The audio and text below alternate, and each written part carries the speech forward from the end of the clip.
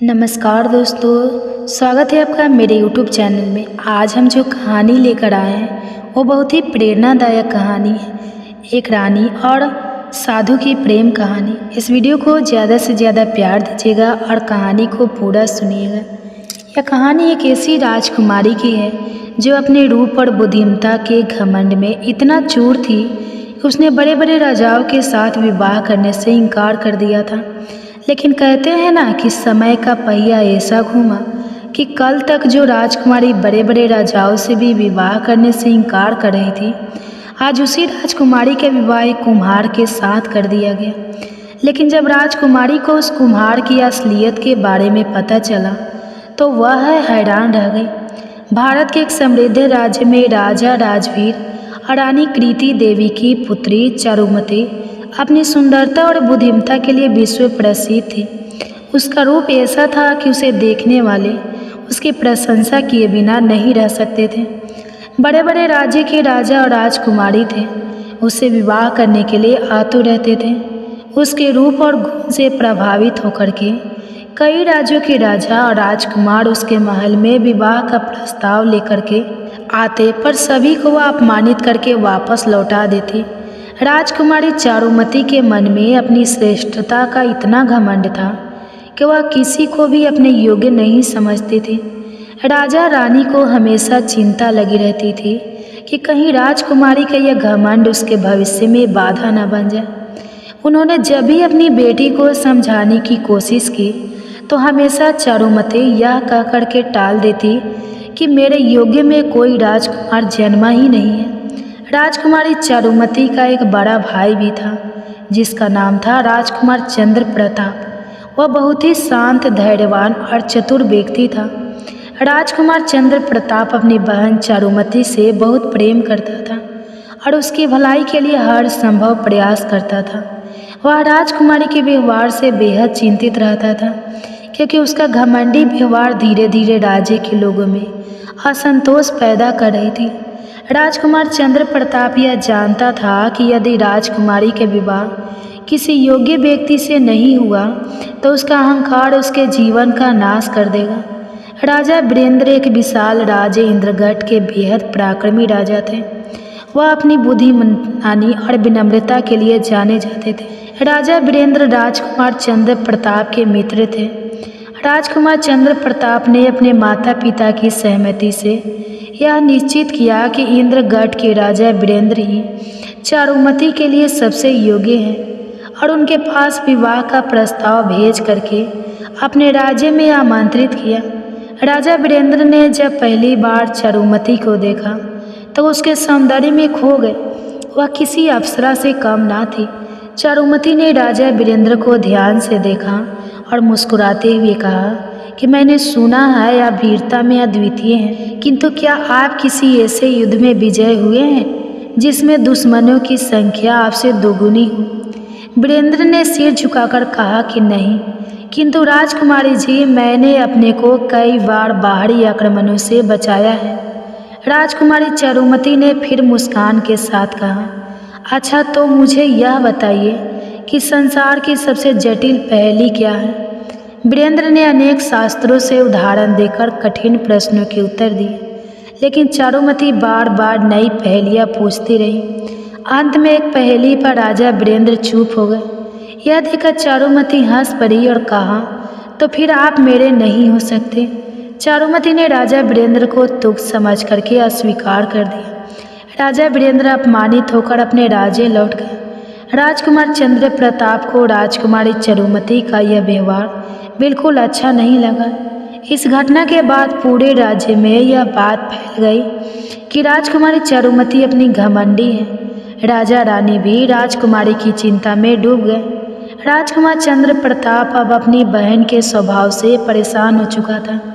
वह समझ चुका था कि चारुमती का यह घमंड न केवल उसके जीवन में कठिनाई लाएगा बल्कि राज्य के लिए भी समस्या बन जाएगा। इसलिए उसने एक योजना बनाई और राजकुमारी चारुमती से कहा कि बहन, चलो एक खेल खेलते हैं। हम दोनों एक दूसरे के लिए शर्त रखेंगे। अगर शर्त में तुम जीती तो मैं तुम्हारी एक बात मानूंगा और अगर मैं जीता तो तुम्हें मेरी एक बात माननी होगी। राजकुमारी चारुमती ने पूछा, शर्त क्या होगी? भाई चंद्र प्रताप ने मुस्कुराते हुए कहा कि हम दोनों एक दूसरे से 3 पहेलियाँ पूछेंगे। जो तीनों जवाब सही देगा उसकी एक बात माननी पड़ेगी। पहेलियों वाली शर्त सुनते ही राजकुमारी खिलखिला के हंस पड़ी और कहा, अच्छा सोच लो भाई, तुम हार जाओगे और मैं तुम्हें राज्य के मामले में हस्तक्षेप नहीं करने दूंगी।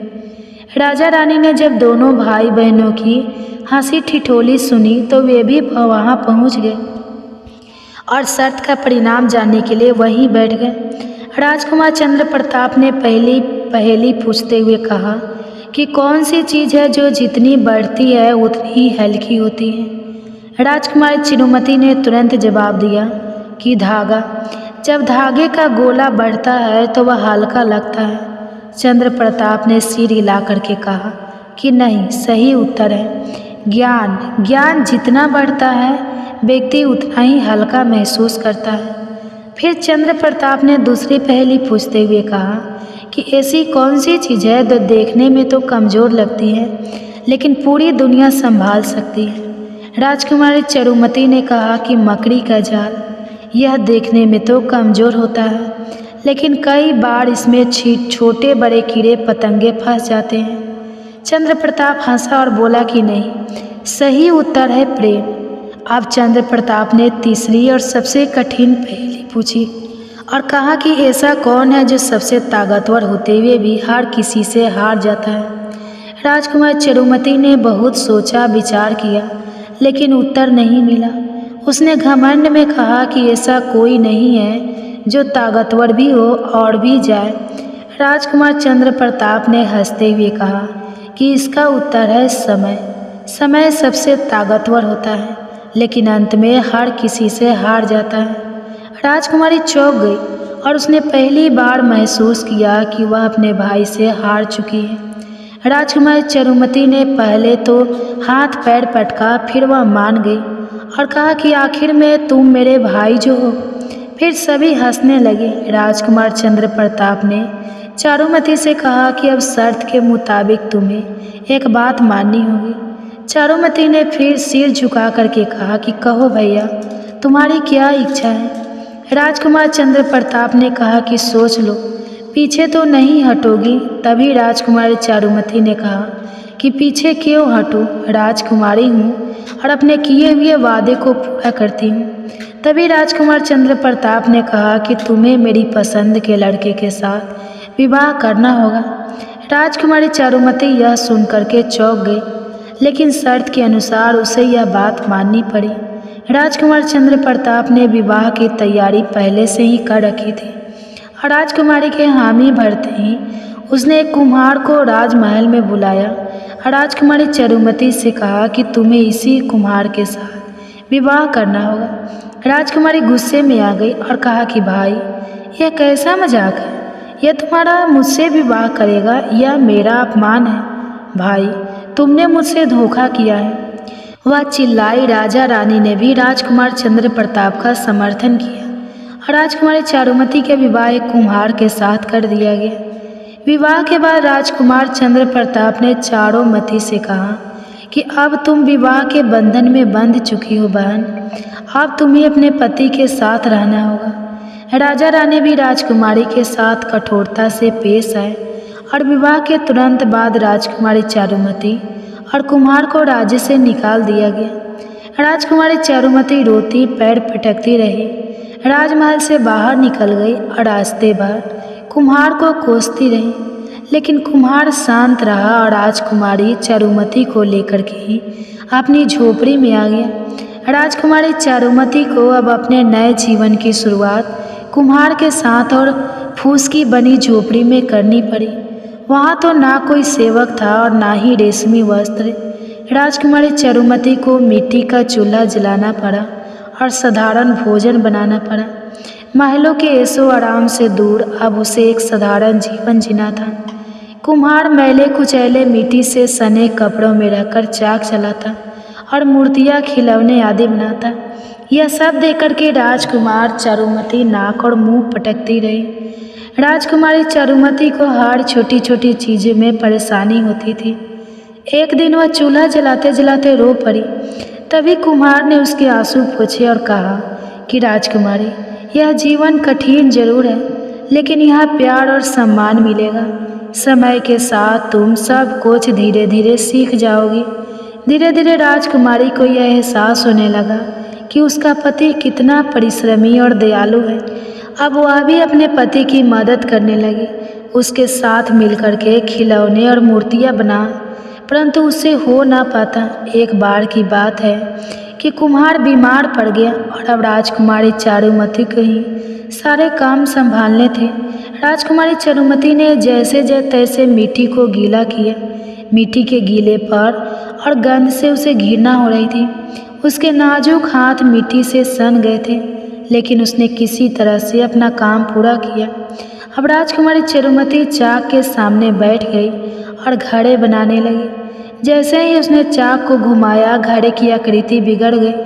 कई घंटों की कोशिश के बाद उसने एक साधारण से घड़े बनाए। बहुत कोशिश करने के बाद भी मूर्तियाँ उसे बिल्कुल नहीं बनी थी। उसका मन रोने का हो रहा था, परंतु उसने हिम्मत नहीं हारी और टेढ़े मेढ़े खिलौने बनाए। फिर भी राजकुमारी चारुमती को अपने ऊपर गर्व महसूस हो रहा था। अगले दिन राजकुमारी चारुमती ने एक टोकरी में घड़े, मूर्तियाँ और खिलौने रखे। फिर अपने सिर पर लेकर के बाजार गई और जैसे तैसे वह बाजार तो पहुंच गए, परंतु अपने एक भी सामान को बेच नहीं पा रही थी। साधारण से बने उसके सामान को कोई खरीदने को तैयार नहीं था। घड़े ले लो, मूर्तियाँ ले लो, खिलौने ले लो, देखो कितने सुंदर सुंदर खिलौने हैं। जोर जोर से राजकुमारी आवाज़ लगा रही थी और देर शाम तक बड़ी मुश्किल से वो अपना सारा सामान बेच पाई। अब राजकुमारी चारुमती को मिट्टी से घृणा नहीं थी। वह देख चुकी थी कि मेहनत और ईमानदारी से जो सुख मिलता है वह राजमहल के विलासिता से कहीं अधिक है। अब राजकुमारी चारुमती अपने पति के साथ कंधे से कंधा मिला करके काम करने लगी। दोनों कड़ी मेहनत करते रहे, फिर भी वो 2 वक्त की रोटी उनको बड़ी मुश्किल से मिल पाती थी। एक दिन कुम्हार ने राजकुमारी से कहा कि अगर हम बाजार में छोटी सी दुकान खोल ले तो हम दिन भर सामान बेच पाएंगे और दुकान में ज़्यादा से ज़्यादा सामान भी रख पाएंगे। राजकुमारी चारुमती ने कहा, हाँ बात तो ठीक है, परंतु इसके लिए पैसे कहाँ से आएंगे। कुम्हार ने कहा कि मैं कुछ दिन के लिए शहर जाकर पैसे कमा करके ले आऊँगा, तब तक तुम राजा के घर में काम कर लेना। इंद्रगढ़ के राजा वीरेंद्र बहुत ही दयालु और न्यायप्रिय हैं। मेरे कुछ मित्र वहाँ पर काम करते हैं, उसकी सहायता से तुम्हें भी वहाँ काम मिल जाएगा। और कुम्हार राजकुमारी चारुमती को लेकर वीरेंद्र के महल में पहुँच गए। राजा वीरेंद्र का नाम सुनते ही राजकुमारी चारुमती को याद आ गया कि कभी राजा वीरेंद्र उससे विवाह करना चाहते थे, परंतु अपने घमंड के कारण उसने राजा वीरेंद्र को तुच्छ समझ करके अस्वीकार कर दिया था। अगर उसने राजा वीरेंद्र के साथ विवाह कर लिया होता तो आज वह इस राज्य की रानी होती। राजकुमारी चारुमती को महल में खाना बनाने का काम दिया गया। कुम्हार शहर चला गया। राजकुमारी चारुमती बड़े ही मेहनत और लगन से काम करने लगी। धीरे धीरे उसने सबका दिल जीत लिया। राजमहल में उसकी चर्चा होने लगी। एक दिन राजा वीरेंद्र ने उसकी बुलाया और कहा, मैं तुमको पसंद करता हूँ, क्या तुम मुझसे विवाह करोगी। राजकुमारी चारुमती ने मना करते हुए कहा कि महाराज, मेरी शादी हो चुकी है, मैं आपसे विवाह नहीं कर सकती। मेरे पति शहर कमाने गए हैं, जब वो शहर से लौट कर के आएंगे तो मैं उनके साथ चली जाऊंगी। तभी राजा वीरेंद्र ने कहा, इधर देखो राजकुमारी चारुमती। अपना नाम सुनते ही राजकुमारी चौंक पड़ी और राजा वीरेंद्र की ओर देखने लगी। राजा वीरेंद्र ने फिर कहा, मुझे नहीं पहचाना राजकुमारी, मैं ही तुम्हारा कुम्हार हूँ। यह कह करके राजा वीरेंद्र ने अपने मुकुट और आभूषण को उतार दिया। अपने पति को पहचानते ही राजकुमारी चारुमती उसके गले लग करके रो पड़ी। तभी राजा वीरेंद्र ने कहा कि मुझे माफ़ कर दो राजकुमारी चारुमती, मैंने तुम्हें बहुत दुख दिए हैं। मैंने ही कुम्हार का वेश बना करके तुमसे विवाह किया था। अगले दिन राजकुमार चंद्र प्रताप इंद्रगढ़ आए और अपनी बहन चारुमती और राजा वीरेंद्र को अपने राज्य लेकर के गए। विवाह के बाद पहली बार चारुमती अपने माता पिता से मिली। राजा रानी अपनी बेटी से मिल करके बहुत प्रसन्न थे, क्योंकि अब वह पहले जैसी नहीं थी। अब वह बेहद विनम्र और दयालु हो चुकी थी। इस प्रकार से एक घमंडी राजकुमारी की कहानी ने पूरे राज्य में यह संदेश फैलाया कि सच्चा सम्मान से, विनम्रता और मेहनत से पाया जा सकता है। दोस्तों, यह कहानी हमें सिखाती है कि जीवन में सबसे बड़ा धन मेहनत और विनम्रता है। सच्ची खुशी ऐश्वर्य में नहीं, बल्कि ईमानदारी और मेहनत में है। दोस्तों, मुझे उम्मीद है कि इस कहानी से आपको कुछ सीखने को मिला होगा। अगर वीडियो अच्छी लगी हो तो वीडियो को लाइक और कमेंट्स में जय माता दी अवश्य लिखें। ये रानी और साधु की प्रेम कहानी। चंद्रगिरी राज्य की रानी बसंती अपनी अनुपम सुंदरता और बुद्धिमत्ता के लिए प्रसिद्ध थी। उसका रूप ऐसा था कि चंद्रमा की शीतलता भी उसके तेज के आगे फीकी लगती थी। लेकिन जितनी बाहरी सुंदरता थी, उतना ही मन एक अजीब से खालीपन से भरा हुआ था। राजा विक्रमदत्त वीर और प्रजा पालक थे, लेकिन वह रानी के हृदय को पूरी तरह नहीं समझ पाते थे। महल में हर ऐश्वर्य था, लेकिन रानी के हृदय में एक अनजानी प्यास थी, किसी ऐसे भाव की जो प्रेम से परे आत्मा तक को छू सके। एक दिन जब रानी राजमहल की छत से दूर के जंगलों को देख रही थी, उसकी दृष्टि एक दिव्य पुरुष पर पड़ी। वह गेरुआ रंग वस्त्रों में नदी किनारे ध्यान स्थान कर रहा था। तेजस्वी मुख, नेत्रों में गहरी शांति और चेहरे पर अलौकिक तेज। वह कोई साधारण व्यक्ति नहीं था, वह महात्मा अनिरुद्ध थे, जो संन्यास लेकर आत्मज्ञान की खोज में घूमते थे।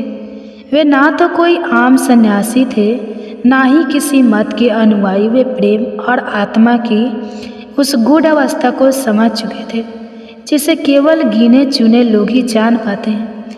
रानी बसंती के मन में कुछ हलचल हुई। अगली सुबह वह राजमहल के द्वार से बाहर निकली और साधु की कुटिया तक जा पहुंची। महात्मा, क्या मैं भीतर आ सकती हूँ? उसने संकोच से पूछा। साधु ने धीरे से आंखें खोली। उनकी दृष्टि में एक अजीब सी गहराई थी। रानी को कोई मोह यहाँ तक खींच लाया है। रानी चौंक गई। उसने उत्तर दिया, मोह नहीं, केवल कुछ प्रश्न हैं जो मेरे हृदय को विचलित करते हैं। साधु मुस्कुराए। प्रश्न जीवन का आरंभ है। बैठो। वह पहली भेंट थी, लेकिन मन के तार कहीं जुड़ चुके थे। साधु ने उसे जीवन के रहस्यों के बारे में बताया। आत्मा, प्रेम और संसार के असली स्वरूप पर चर्चा हुई। रानी पहली बार किसी ऐसे पुरुष से मिली थी जो केवल शरीर को नहीं, बल्कि आत्मा को भी पढ़ सकता था। अब रानी हर दिन साधु से मिलने लगी। धीरे धीरे उसके हृदय में एक विचित्र भावना जन्म लेने लगी, एक अनकहा आकर्षण जिसे वह समझ नहीं पा रही थी। एक दिन उसने साधु से पूछा, महात्मा, क्या सन्यासी भी प्रेम कर सकते हैं? साधु ने मुस्कुरा कर कहा, प्रेम आत्मा का स्वभाव है, लेकिन यह जानना आवश्यक है कि प्रेम क्या है। मोह मुक्ति। रानी चुप हो गई। उसने कभी इस दृष्टिकोण से प्रेम को नहीं देखा था। धीरे धीरे उसकी अंतरात्मा समझने लगी कि वह साधु के प्रति केवल आकर्षित नहीं थी, बल्कि वह उसके विचारों और उसकी आध्यात्मिक ऊंचाई से बंधने लगी थी। लेकिन यह प्रेम कैसा था? एक रानी और एक सन्यासी का प्रेम, क्या यह संभव था? महल में यह चर्चा फैलने लगी कि रानी साधु से प्रभावित हो रही है। जब यह बात राजा विक्रमादित्य के कानों तक पहुंची तो उनका क्रोध उग्र हो उठा। एक साधु की इतनी हिम्मत कि वह मेरी रानी के मन में स्थान बना ले। उसे अभी राजमहल में बुलाया जाए। सैनिक साधु को पकड़ने के लिए गए, लेकिन जब उन्होंने उसे छूने की कोशिश की तो वे जैसे एक अदृश्य दीवार से टकराकर गिर पड़े। राजा स्वयं वहाँ पहुँचा और गरज कर बोला, कौन हो तुम? मेरे महल की रानी का मन विचलित करने वाले ढोंगी। साधु शांत थे। उन्होंने आंखें खोली और बस एक ही उत्तर दिया, राजन, मैं केवल सत्य की खोज में हूँ। यदि सत्य तुम्हें भयभीत करता है तो इसका उत्तर भी तुम्हें स्वयं खोजना होगा। राजा और क्रोधित हुआ। उसने सैनिकों को साधु को बंदी बनाने का आदेश दिया। रानी का त्याग प्रेम की परीक्षा। लेकिन तभी रानी आगे आई और बोली, महाराज यह ढोगी नहीं, एक दिव्य आत्मा है। यदि आप इन्हें कैद करेंगे तो मैं भी इनके साथ महल छोड़ दूं। राजा शतबंद रह गया। वो अपनी रानी से अत्यधिक प्रेम करता था, लेकिन यह क्या हो रहा था? साधु ने रानी की ओर देखा और कहा, वसंती, तुम्हारा प्रेम पवित्र है, लेकिन मेरा मार्ग अलग है। मैं सन्यासी हूँ, मेरा प्रेम शरीर का नहीं आत्मा का है। मैं तुम्हें किसी बंधन में नहीं डाल सकता। रानी की आंखों में आंसू थे। तो क्या प्रेम केवल एक भ्रम है? साधु मुस्कुराए, नहीं, प्रेम सबसे बड़ा सत्य है, लेकिन प्रेम का सबसे बड़ा रूप त्याग है। यदि तुम्हें प्रेम को समझना है तो मुझे जाने देना होगा। रानी के हाथ कांप गए, लेकिन वह जानती थी कि उसे साधु को जाने देना होगा। गर्भगृह में दीप मंद मंद जल रहे थे। वृद्ध रानी ध्यान मग्न बैठी थी। वर्षों पहले का वह क्षण जब उन्होंने साधु को अंतिम बार देखा था। अभी उनके हृदय में जीवन का वह कोई साधारण प्रेम नहीं था। वह आत्मा का प्रेम था जो स्नाव से परे एक अनकही गहराई में समाया हुआ था। सिंहासन पर बैठा राजा अभी उनकी ओर देखा करता था। समय के साथ वह समझ गया कि प्रेम अधिकार नहीं, बल्कि स्वतंत्रता का नाम है। उसने कभी रानी को रोका नहीं, ना ही उनके हृदय के उस कोमल कोने को कुचलने की चेष्टा की जहाँ केवल साधु की स्मृति बसती थी। साधु का एकाकी जीवन उधर पर्वतों की गुफा में। वह साधु भी अपनी तपस्या में लीन था। उसके मन में कोई मोह नहीं था, कोई पश्चाताप नहीं था, केवल एक शुद्ध अनुभूति थी, रानी के प्रति अपार स्नेह की, जो अब किसी एक जन्म तक सीमित ना रहकर अंत में विलीन हो चुकी थी। कई बार उसके ध्यान में रानी का चेहरा उभर जाता, लेकिन वह जानता था उनका मिलन सांसारिक रूप से संभव नहीं था। प्रेम यदि देह से परे चला जाए तो वह त्याग और तपस्या का स्वरूप ले लेता है। समय का चक्र समय बीतता गया। महल में रानी के मुख पर अब झुर्रियाँ आ गई थी, लेकिन उनकी आंखों की गहराई वैसे ही थी। गूढ़ शांत और प्रेम से भरी हुई उन्होंने जीवन भर राजधर्म निभाया, लेकिन उनका मन सदा आत्मिक प्रेम की उस ऊंचाई को छूने का प्रयास करता रहा जहाँ साधु पहुँचा हुआ था। एक दिन जब महल के बगीचे में रानी ध्यान स्थान थी, अचानक उनके मुख पर एक दिव्य आभा छा गई। उनके होठों पर हल्की मुस्कान थी, मानो किसी ने उन्हें पुकारा हो। उसी क्षण बहुत दूर किसी गुफा में साधु ने भी अपनी समाधि की अंतिम अवस्था को प्राप्त कर लिया। दोनों के जीवन का यह अंतिम क्षण था, लेकिन प्रेम का अंत नहीं था। उनका प्रेम कभी सांसारिक रूप से पूर्ण ना हुआ, लेकिन वह अधूरा रहकर भी पूर्ण था। त्याग, आत्मिक शुद्धता और संपन्न की सबसे सुंदर गाथा बनकर महल के बगीचे में खिले एक सफ़ेद कमल को देखकर लोगों ने कहा, रानी की आत्मा है। और पर्वत की गुफा के द्वार पर उगा एक विशाल वटवृक्ष फुसफुसाना, यह उस साधु की छाया है। उनका मिलन इस जन्म में ना हो सका, लेकिन अब प्रकृति में समाकर सृष्टि के हर कण में एक हो गए, सदा के लिए अमर। साधु अंतर्ध्यान हो गए। रानी जीवन भर उनकी स्मृति में रही, लेकिन अब वह मोह नहीं, एक आध्यात्मिक अनुभव था।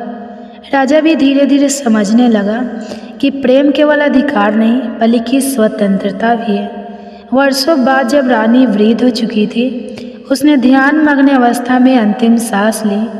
उसी समय किसी दूर पर्वत की गुफा में वह साधु भी समाधि में लीन हो गया। उनका प्रेम कभी पूर्ण रूप से मिल न सका, लेकिन वह अमर हो गया, त्याग और आध्यात्मिकता की सबसे सुंदर कहानी बनकर। उम्मीद करते हैं आपको हमारी गौतम बुद्ध की प्रेरणादायक कहानी आपको पसंद आई होगी। आप हमारे चैनल पर आकर आपका बहुमूल्य कीमती समय देने के लिए धन्यवाद। अब दूसरा कहानी सुनिए। एक समय की बात है, एक गांव में अंजलि नाम की एक महिला रहती थी। वह बेहद खूबसूरत थी, लेकिन पति के गुजर जाने के बाद गांव वालों ने उसे अपशगुन मान लिया। उसकी सुंदरता कई लोगों के दिलों में लालच और वासना जगा देती, लेकिन कोई भी खुलकर कुछ नहीं कहता था। गांव के पास ही एक डरावना जंगल था, जिसके बीचों बीच एक रहस्यमय साधु की झोपड़ी थी। कहा जाता था कि वह साधु वर्षों से कठोर तपस्या कर रहा था और उसकी सीढ़ियाँ इतनी शक्तिशाली थी कि जिसने भी उसे परेशान करने की कोशिश की वह वापस नहीं लौटा। एक दिन जब गांव में भयंकर अकाल पड़ा तो अंजलि पानी की तलाश में जंगल की ओर चल पड़ी। अकेली सहमी हुई लेकिन मजबूर उसे दूर से एक झोपड़ी दिखाई दी जिसके अंदर से धुएं की हल्की लकीरें निकल रही थी। उसने दरवाज़ा खटखटाया। अंदर से गहरी रहस्यमय आवाज़ आई, कौन है? दरवाज़ा खुला और अंजलि ने एक लंबे गठी शरीर वाले साधु को देखा। उसकी आंखों में गहरा तेज था, लेकिन जब उसकी नज़र अंजलि पर पड़ी तो कुछ पल के लिए उसकी आंखों में हल्की नरमी आ गई। अंजलि ने कांपते हुए कहा, महात्मा जी, मुझे पानी चाहिए। साधु कुछ देर तक चुप रहा, फिर बोला, अंदर आ जाओ। अंजलि झोपड़ी में दाखिल हुई। अंदर का माहौल रहस्यमय था।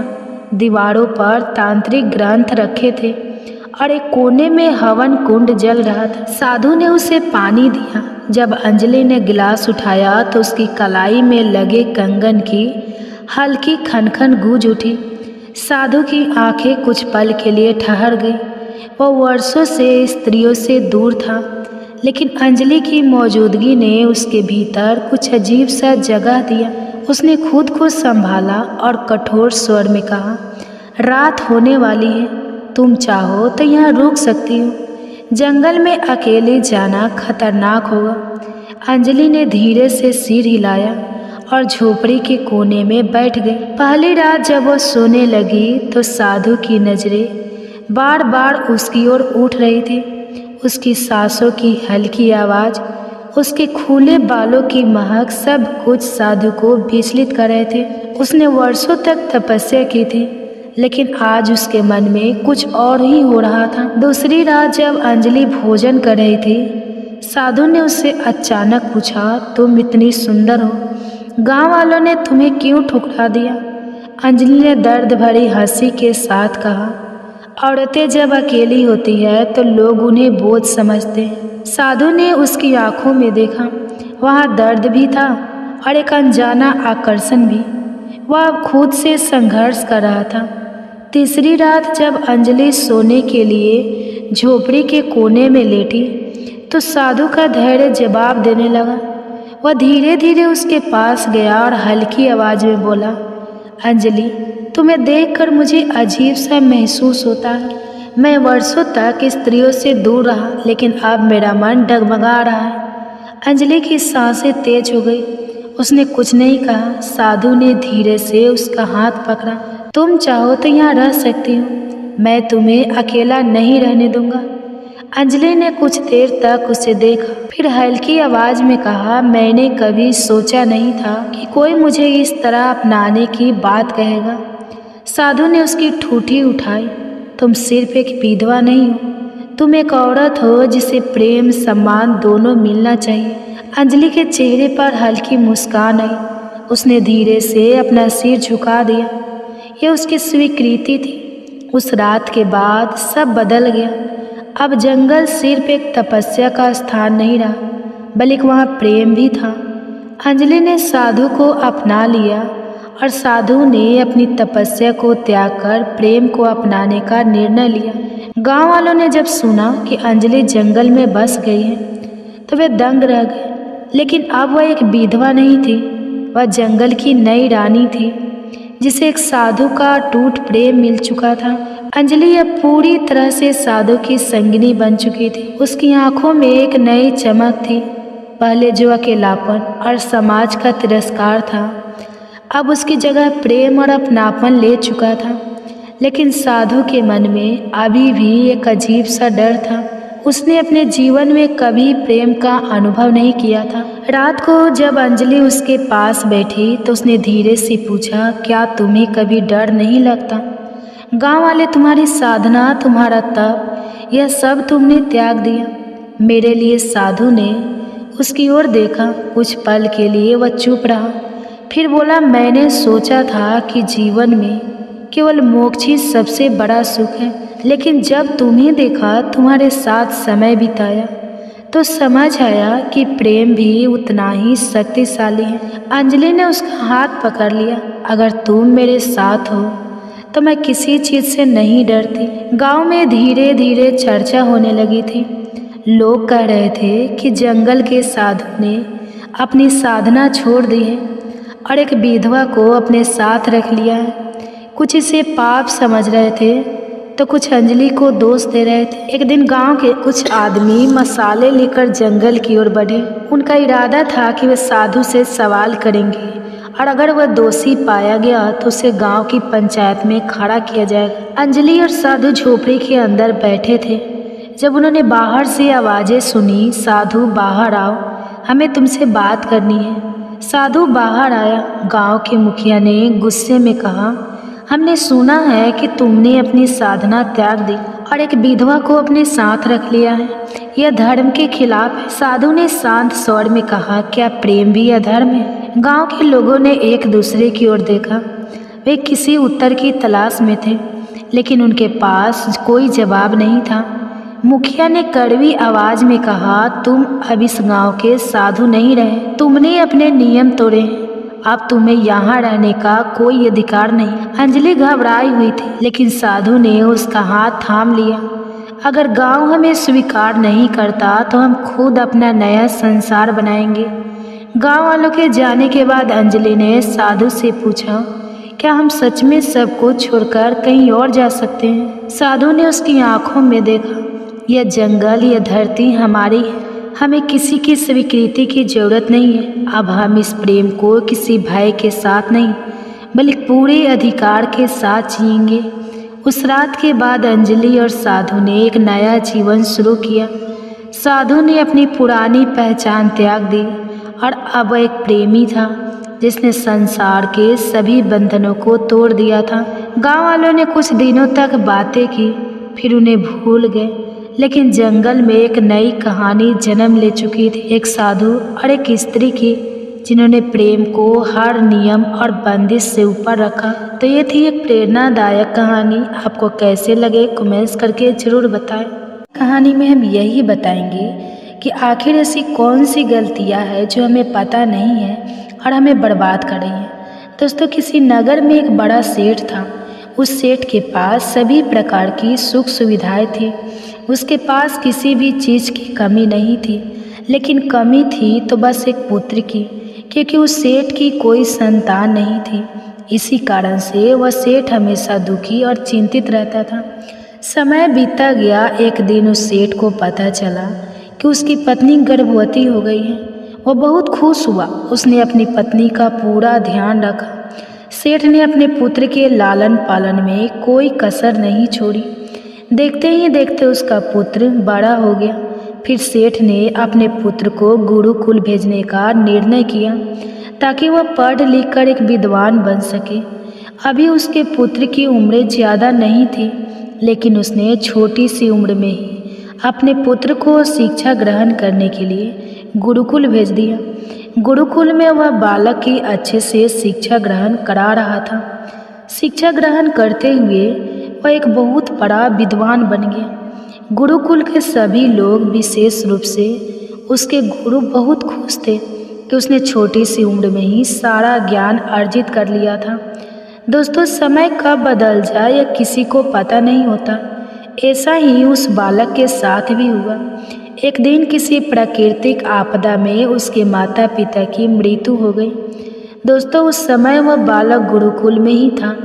जब उसने सुना कि उसके माता पिता की मृत्यु हो गई तो उसे ऐसा लगा मानो उसका सब कुछ बर्बाद हो गया हो। उस बालक का मन सांसारिक मोह माया से बिल्कुल हट गया। उसने अपने मन में ठान लिया कि अब वह अपना सारा जीवन लोगों की भलाई करने में ही लगाएगा। कुछ दिन बाद जब उस बालक की शिक्षा पूर्ण हुई तो वह सन्यासी बन गया और हिमालय के दूरस्थ जंगल में चला गया। जंगल में जाकर उसने वहाँ लंबे समय तक तपस्या की। जब उसकी तपस्या पूर्ण हो गई तो उसके बाद उसने लोगों को शिक्षा देना प्रारंभ कर दिया। समय के साथ उस बालक की ख्याति बहुत दूर दूर तक फैल गई। बहुत से लोग उसके पास शिक्षा पाने के लिए आने लगे और कई लोग अपनी अपनी समस्याएं लेकर भी उसके पास पहुंचने लगे। वह सन्यासी सभी लोगों की समस्याएं बड़ी ही आसानी से सुलझा देता था। धीरे धीरे वह पूरे राज्य में मशहूर हो गया। जिस नगर में वह सन्यासी रहता था उसी नगर का राजा बड़ा ही क्रूर व्यक्ति था।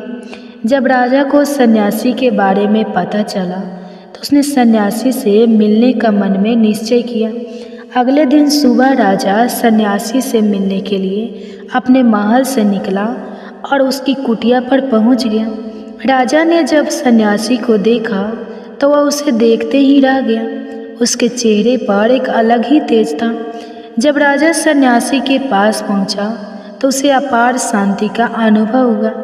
राजा सन्यासी को प्रणाम करके बैठ गया और उसे वार्तालाप करने लगा। पहली ही मुलाकात में राजा सन्यासी से इतना प्रभावित हो गया कि उसने उसी समय से अच्छाई के मार्ग पर चलने का निश्चय कर लिया।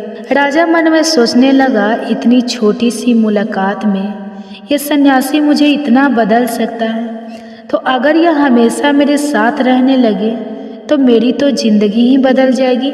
यही सोचकर राजा ने सन्यासी से अपने महल में चलने की विनती की। राजा का आग्रह सुनकर सन्यासी मना नहीं कर सका और महल में चलने के लिए तैयार हो गया। राजा ने सन्यासी का खूब आदर सत्कार किया और उसे शाही कमरे में ले जाकर भोजन करवाया। भोजन करने के बाद सन्यासी ने राजा को धन्यवाद दिया और वापस जाने की आज्ञा मांगने लगा। यह सुनकर राजा ने कहा, आप हमारे बगीचे में जब तक चाहे रह सकते हैं। आपको यहाँ किसी भी प्रकार की कोई असुविधा नहीं होगी। आपकी उपस्थिति से हमारी प्रजा को भी बहुत अच्छा लगेगा और हमें भी प्रसन्नता होगी। यह सुनकर सन्यासी ने राजा का प्रस्ताव स्वीकार कर लिया। उसके बाद राजा ने अपने सेवकों से कहा कि सन्यासी महाराज के बगीचे में रहने की समुचित व्यवस्थाएं की जाए तथा उनके लिए भोजन, वस्त्र आदि का उचित प्रबंध किया जाए। राजा की आज्ञा के अनुसार सेवकों ने बगीचे में एक कुटिया तैयार कर दी और सन्यासी वहीं रहने लगा।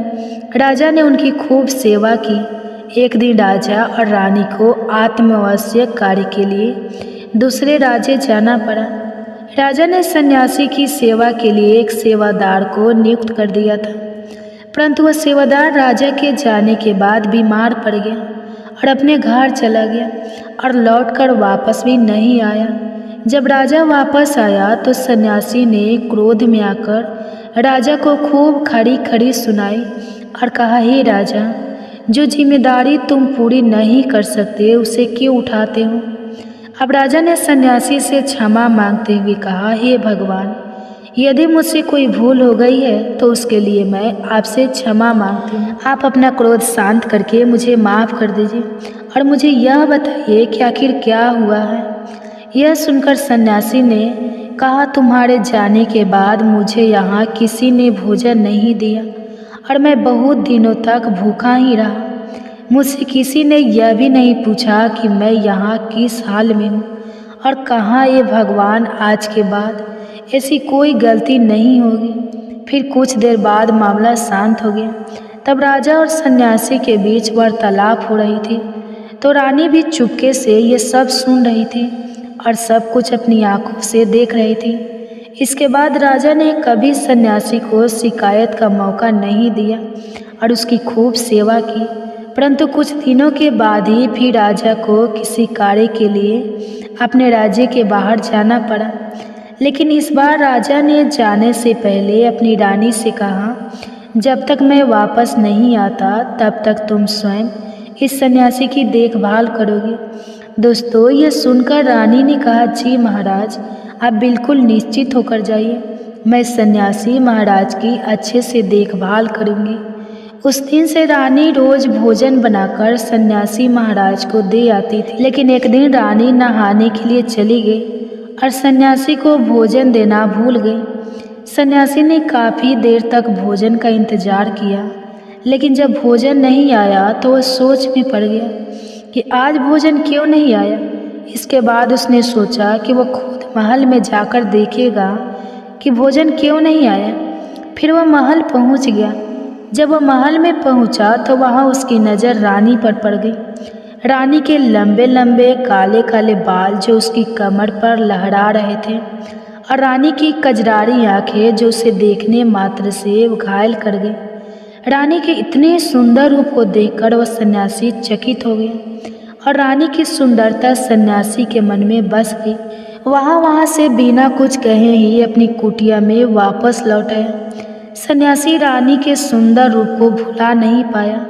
अब वह खाना पीना छोड़कर अपनी कुटिया में कई दिनों तक कुछ भी नहीं खाया, जिसके कारण वह बहुत कमज़ोर हो गया। फिर कुछ दिनों बाद जब राजा वापस लौटे और उन्हें सन्यासी की हालत का पता चला तो वह सीधे सन्यासी के पास पहुँचे और बोले, हे भगवान, क्या बात है, आपको क्या हो गया है और आप इतने कमज़ोर कैसे हो गए? आखिर आपको किस बात की चिंता है और किस गहरी सोच में आप डूबे हैं? क्या मुझसे कोई अपराध हो गया है? तब सन्यासी ने कहा, नहीं राजन, आपसे कोई भूल नहीं हुई है। और यह सुनकर राजा ने कहा, तो फिर क्या बात है, आप मुझे बताइए, मैं आपकी परेशानी जरूर दूर करूंगी। यह सुनकर सन्यासी ने कहा, हे राजन, मैं आपकी रानी के सुंदर रूप को देखकर उनकी सुंदरता के मुँह में पड़ गया और अब मैं आपकी रानी के बिना जीवित भी नहीं रह सकता।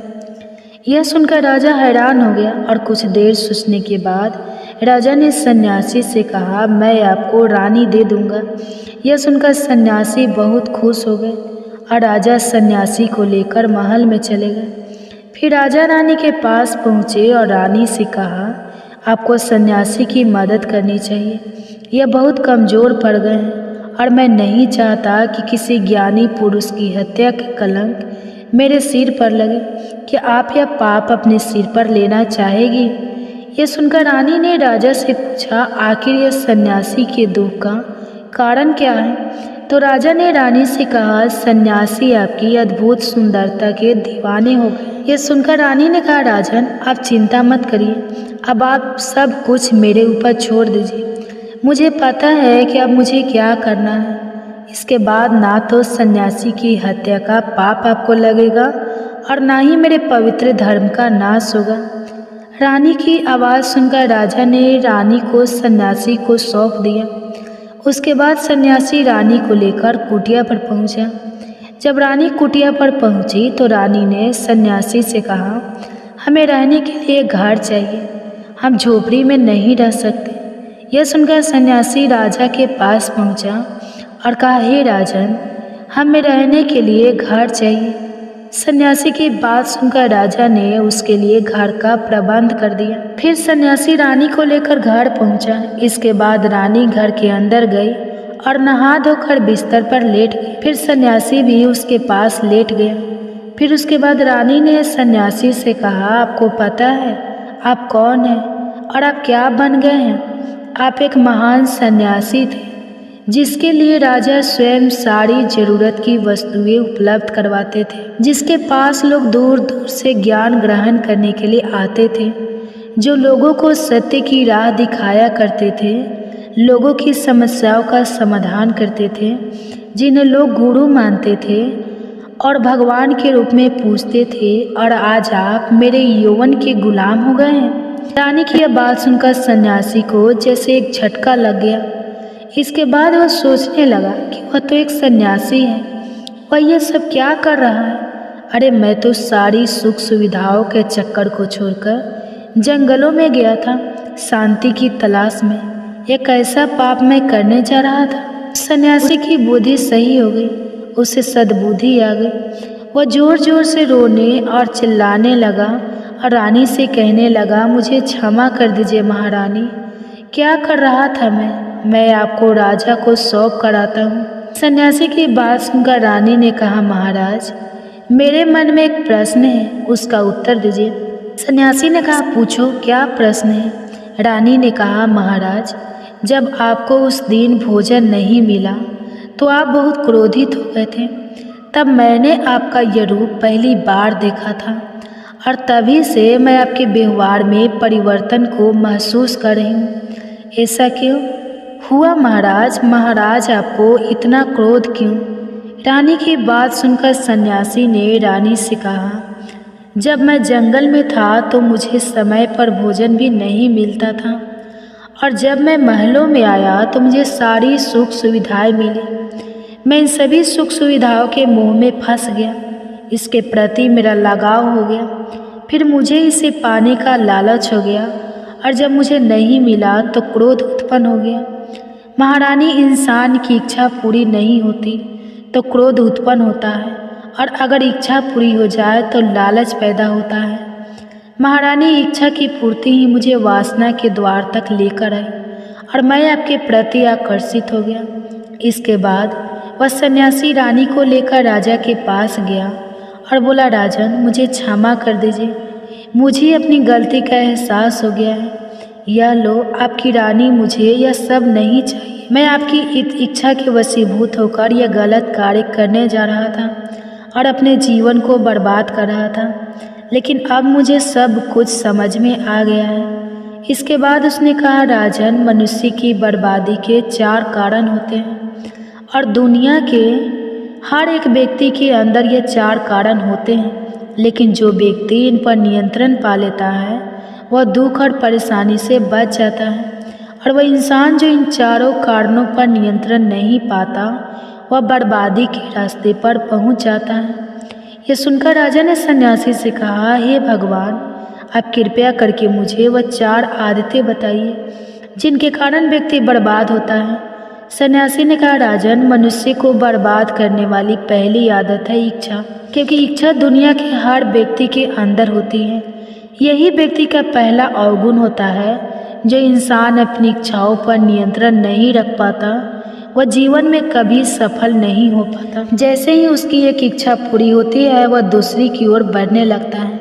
इस तरह से एक के बाद दूसरी, दूसरी के बाद तीसरी और तीसरी के बाद चौथी वह इच्छाओं के जाल में उलझता जाता है और फिर वह दुखी रहने लगता है। जबकि जो इंसान अपनी इच्छाओं पर नियंत्रण पा लेता है उसका मन उसके अनुसार काम करने लगता है और जिसका मन उसके अधीन हो वह परम सुखी हो जाता है। हे राजन, मनुष्य को बर्बाद करने वाली दूसरी आदत है वासना। वासना का जन्म हमारे मन में उठने वाली इच्छाओं से होता है।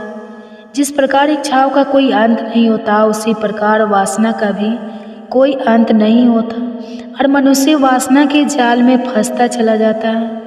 रावण सबसे बुद्धिमान था, लेकिन उसने भी माता सीता की सुंदरता के फेर में आकर अपना सब कुछ बर्बाद कर लिया। उसकी मृत्यु का कारण एक स्त्री ही बनी थी। इसलिए हे राजन, जितना हो सके उतना ही वासना से दूर रहना चाहिए। फिर सन्यासी ने कहा, मनुष्य को बर्बाद करने वाली तीसरी आदत है क्रोध। जब इंसान की वासना की पूर्ति नहीं होती तो उसके अंदर क्रोध पैदा होता है और जब व्यक्ति को क्रोध आता है तो वह खुद पर कोई नियंत्रण नहीं रख पाता। फिर वह गलत निर्णय लेता है, दूसरों को भला बुरा कहता है, लेकिन जब क्रोध शांत हो जाता है तब उसे अपनी गलती का एहसास होता है, लेकिन तब तक सब कुछ बर्बाद हो चुका होता है। क्रोध के कारण मनुष्य के कई बनाए हुए काम भी बिगड़ जाते हैं। इसलिए राजन, क्रोध से बचना ही बुद्धिमानी है।